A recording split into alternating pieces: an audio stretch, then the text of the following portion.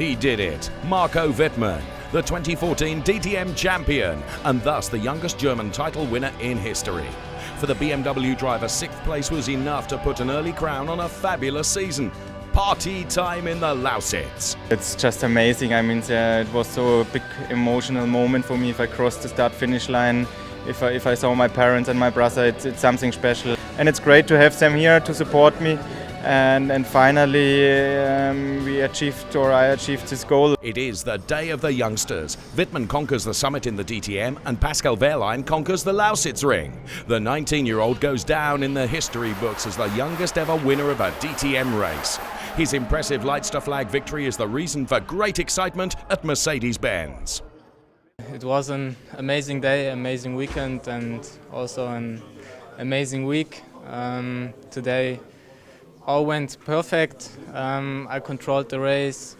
I was leading by far, and I could just control it. The 11th victory in the 14th race. The Lausizring remains Mercedes-Benz territory. Christian Vittoris completes the 1-2.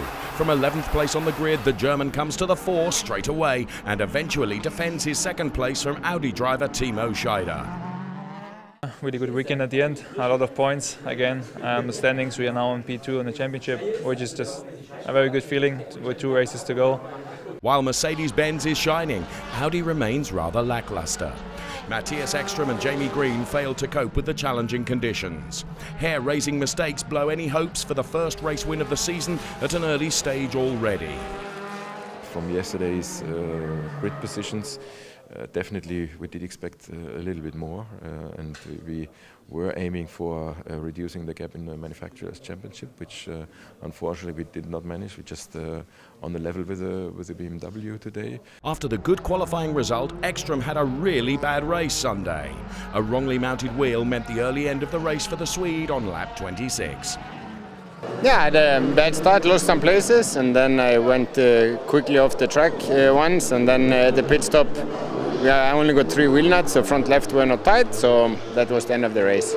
Numerous duels and overtaking maneuvers are the ingredients for a thrilling race at Laustizring. Eventually, Mercedes-Benz celebrates in the shadow of the great winner. Marco Wittmann, at the peak of his young career, in only his 2nd season in the DTM, the young German storms to the summit. After re-entry into DTM, I'm super proud of the whole team. They did a mega job. We came with a new car this year. Marco changed team, and from the get-go that was really fitting, and he did so well. He had 3 poles, 4 wins this year, and now is well-deserved champion. The race today was really difficult, and he just made a fantastic job. The result of the 8th DTM round at the Lausizring at a glance. The top positions under the sign of the 3-pointed star. 4 drivers among the top 5. Mercedes-Benz and the Lausizring. Simply a perfect match. Timo Scheider flies the flag for Audi. Martin Tomczyk charges from last on the grid to finish 8th. Mike Rockenfeller has to make do with 10th place. Last year's winner Gary Paffett shows a disappointing performance in the Lausitz, only 13th place for the Brit. Paul de Rester initially looks set for a podium finish, but then slides off the track and also has to park his car in the pits. A look at the championship standings. Marco Wittmann wraps it up at the Lausizring and can take it easily in the final 2 rounds of the season.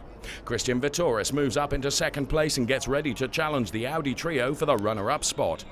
With his victory, Pascal Wehrlein makes a big step ahead to 7th place. In the dunes of Zandvoort, the DTM stages its penultimate round of the season. One decision is there already, but the battle for the manufacturers and the team's title remains exciting till the end.